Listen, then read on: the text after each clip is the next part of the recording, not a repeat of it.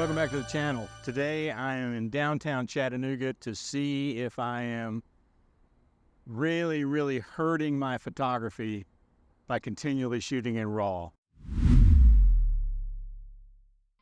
Now I get it, RAW is really the most excellent way to shoot on any modern camera. It gives you a lot more ability to make adjustments and things in Lightroom and Photoshop than a JPEG file. However, I have to wonder if I am becoming too lazy with my photography by always shooting in RAW. Am I not too worried about what the exposure level is because I can always fix it? Am I not concerned about how sharp something is because I can always fix it? Am I not concerned about the noise because I can always fix it?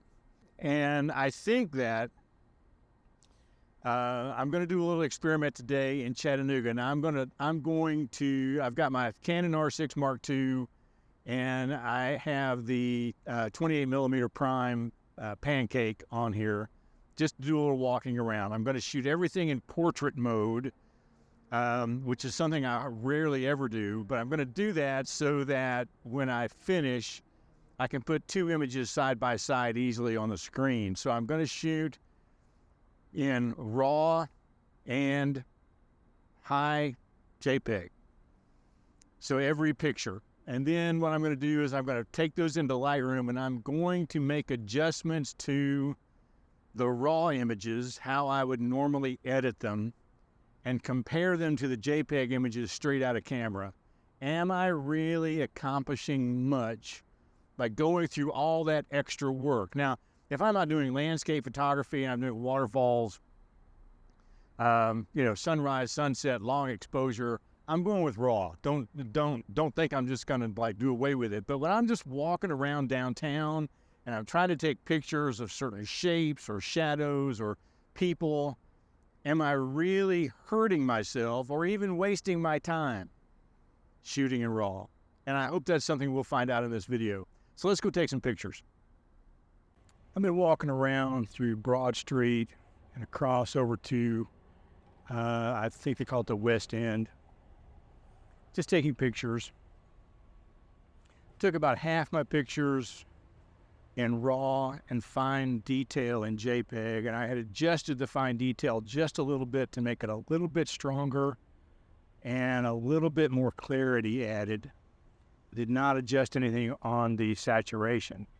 And then about halfway through, I stopped and I changed my JPEG setting to black and white. So I'm shooting in RAW and I'm shooting in a black and white with high clarity, and a pretty strong filter for black and white. So we're going to see how those turn out. But in the meantime, I'm at Sleepyhead Coffee and I'm going to enjoy sitting down for a few minutes.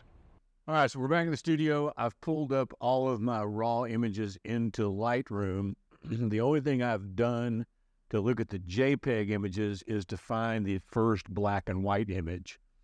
And so I went into Lightroom, pulled all of my RAW files in, and I've already changed the profile of those pictures to black and white just so I know where I'm starting from. I'm going to do some quick edits here. I'm going to show you kind of what I do when I do like street photography edits, which is basically what I was doing, urban photography, whatever you want to call it. I don't usually do a lot of editing. If I were to pull in waterfall, landscape, those kinds of things, I take a lot of time with those images. I delete a lot of stuff that shouldn't be there. I tweak, I do a lot of masking, that kind of thing. Now I'm going to do that here. I'm going to do just some basic straight edits, kind of show you just a little bit about what I do with that, what that process looks like. Then we're going to pull these images into DaVinci Resolve. Not all of them, but the ones that have some decency about them at least. I'm going to pull up the edited version compared to the JPEG straight out of the camera version. So in the edit, I won't be doing any straightening or any cropping. I just want to see if I'm taking the time to do these edits, am I wasting my time doing these edits? That's really what this is about. So let's let's look at a couple of quick edits in Lightroom. All right, so you can see I've got the raw files here pulled in. I wasn't really interested in shooting a lot of really interesting things. But I'm just going to kind of come back here to the very first one. So typically this is what I do. The first thing I do is I come down here and I just click auto. What does that do for me? Well, it's too white. You can see all the red in here where it's telling me that the white's blown out. So I'm just going to hold the shift key down and double click whites. And you can see that the auto set that white way too high. I'm also going to do that with the blacks. Also, when you click auto, it doesn't do anything with texture. So I'm just going to bring the texture up a little bit. I kind of like a more gritty look to these kinds of photos. I'm going to bring the clarity up just a little bit because that doesn't get moved either. The contrast does get moved up, and I think that's fine. If I added any more, I start to sort of lose where I'm at. So I'm just going to hold it there. A lot of times I will also come down here and I will look at adjusting the blue in the calibration. You can see what that does to the overall color. So by increasing the blue, I see a lot more yellow in that staircase. For this, I've already, when I bring things into Lightroom, I've already done the chromatic aberration and profile correction for the camera. You can see these little check marks here. So that's already been done. I don't have to do that. For the purpose of this, I'm not going to do any sharpening. I don't think I'm going to waste my time with a lot of, HSL move. I never do that anyway. With these kinds of photos, I don't. And of course, a lot of times I will crop it or transform it. I'm not going to do any of that now. And I'm also not going to add the vignetting because I won't see that in the JPEG file. So there's a lot of things here that I would typically do I'm not going to do in order to be able to compare the two images pretty well. So I'm going to move on from that. This image was obviously shot too dark. And I shudder to think what that's going to look like in JPEG. But again, I'm going to come up here to the basic panel. I'm going to click auto. And it lightens it up a little bit. I'm going to also readjust the whites and the blacks by holding down the shift key and double clicking. And that starts to look a little better. Again, I'm going to do the texture. I'm going to increase the clarity a little bit. I might up the contrast just a tad as well. This was the same staircase looking up instead of looking down. So again, what I would typically do is, I would come up here to the crop tool and I would probably crop this as a 1:1 and try to just get that in the frame and get rid of that little bright light at the bottom. But of course I can't do that here. So let's go back to as shot. And again, you'll remember earlier in the video I said that I shot all these in portrait mode so that I can put them side by side in DaVinci Resolve. Otherwise, I don't shoot a lot of portrait mode when I'm out doing street photography. I'm just going to skip over to one of the black and white photos and show you how I edit those. And then I'll finish up all these edits off of video and we'll come back and we'll look at them together. Again, I'm going to click auto. And that's obviously better. One thing I noticed in the camera is that when I electronically adjusted the amount of light coming into the sensor, everything got dark in the shadows the way I wanted it, but it didn't keep this brightness here in the light. I lost that. So the JPEG files here may not turn out the way I want them. But again, I'm going to bring the texture up just a little bit, and I'm going to bring the clarity up. And I'm going to increase the contrast because I like more contrast in my black and white. And then once we've done all that, let's readjust the whites and the blacks because that matters. I really like this little alleyway. I've never been able to take a decent picture of this. We're going to do auto. We're going to bring up the contrast quite a bit. Again, we're going to do texture. And I'm doing global adjustments here rather than masked adjustments, because I wouldn't be able to do mask adjustments in just a JPEG in the camera. This is global adjustments is all I can do. And again, you can see this picture is way out of whack. It needs to be straightened and a lot of other stuff. So now that I've done those, let's come back up here and adjust the whites and the blacks. And I'm going to crush the blacks just a little bit more because that's what I typically do. Let's do one more black and white. This is one of those pictures where, and I would do this in JPEG as well. So if I come up here and click auto, and then I add a little contrast, and I add the texture, and I add a little bit of clarity, and then I adjust the whites and the blacks. The other thing that I would typically do on a picture like this is come down here to lens correction. Come down here to transform and just click auto and straighten out those lines and then crop it just a little bit. I like that look a lot better.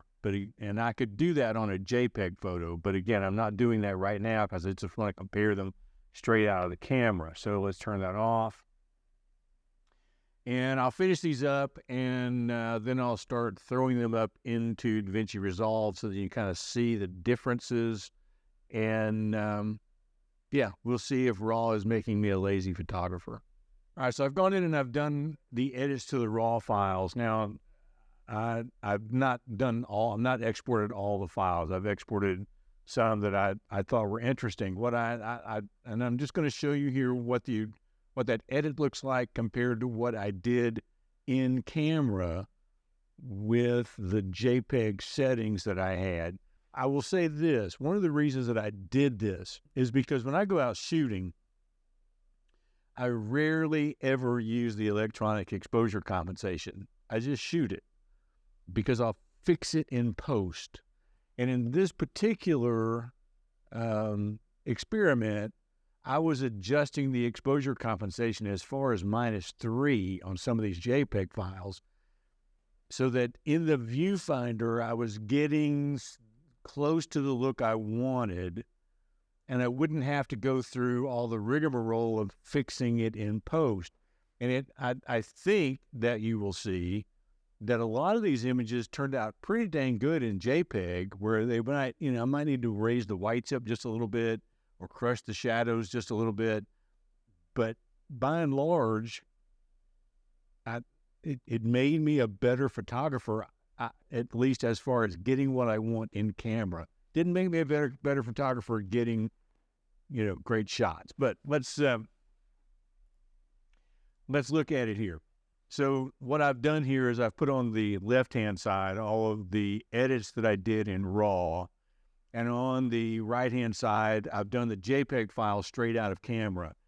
On this particular image, I would have made this image black and white if I were doing edits. And to have shot it in monochrome on the camera, I think would have been better. And again, I would have done other edits to the RAW file to more masking things that I didn't want to do to get past what I did in camera. Because in the JPEG file, you barely see my feet at the bottom of the frame. I would crop that out anyway if I were to have used this photo. Let's go to the next one. This is the same stairwell looking up, and again, I would have cropped this to get rid of this light at the bottom, but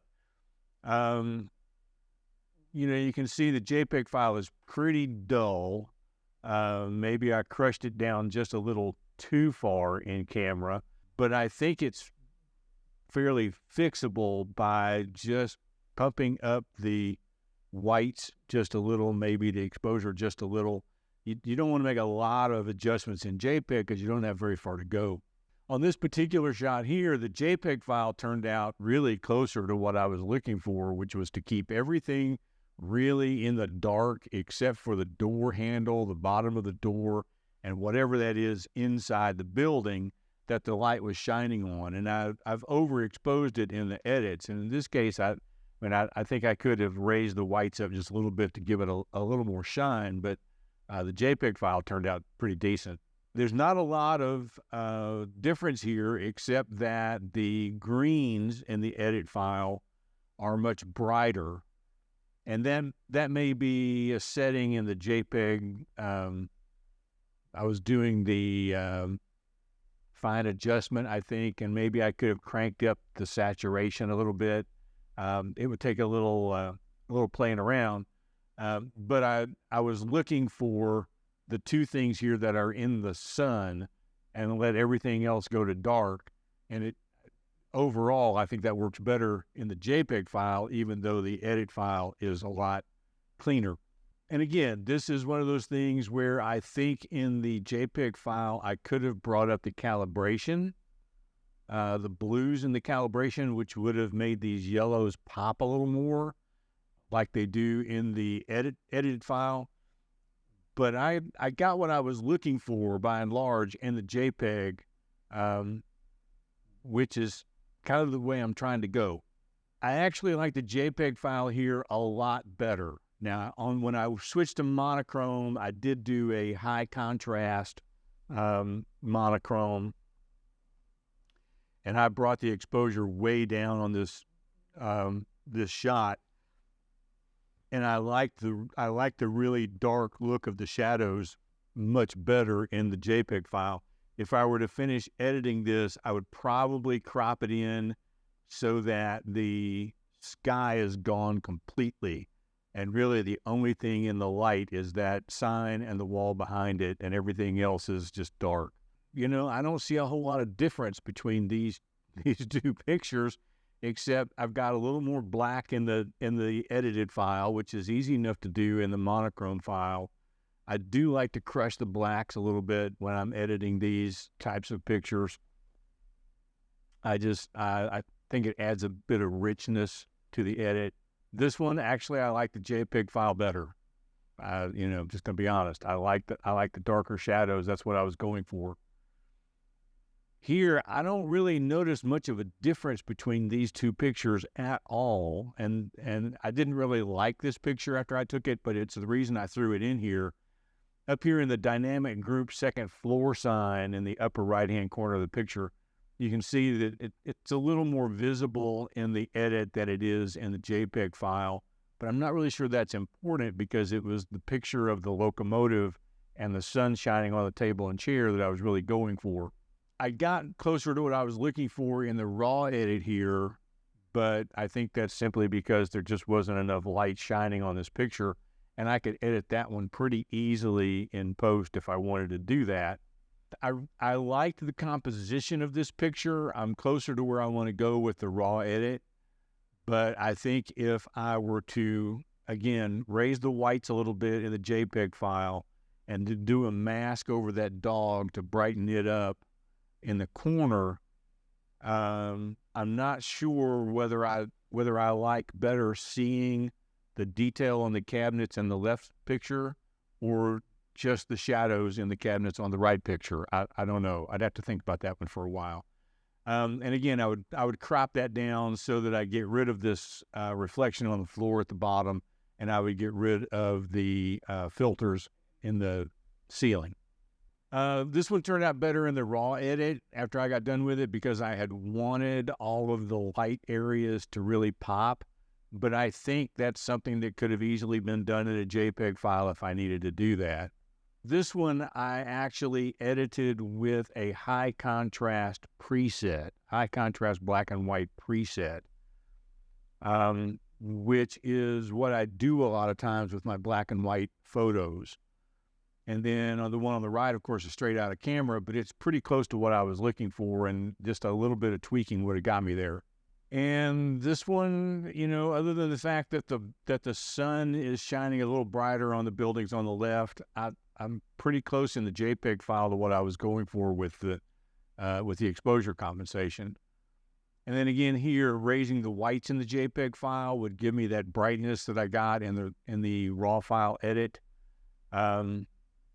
Because it looks a little dull, but that would have solved my problem. So I'm working toward going out and shooting JPEG and then to see what kind of editing do I need to do with that JPEG file. Can I get it with just a few little tweaks and not have to do a lot of masking and other kinds of stuff? So next week, I will be going out on a photo shoot with David Sailors, where I will be shooting all black and white, cropped in a square format, shooting all JPEG.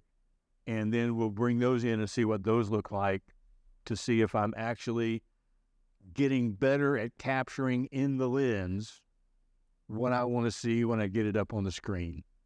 I appreciate you taking the time to watch, and we'll see you next time.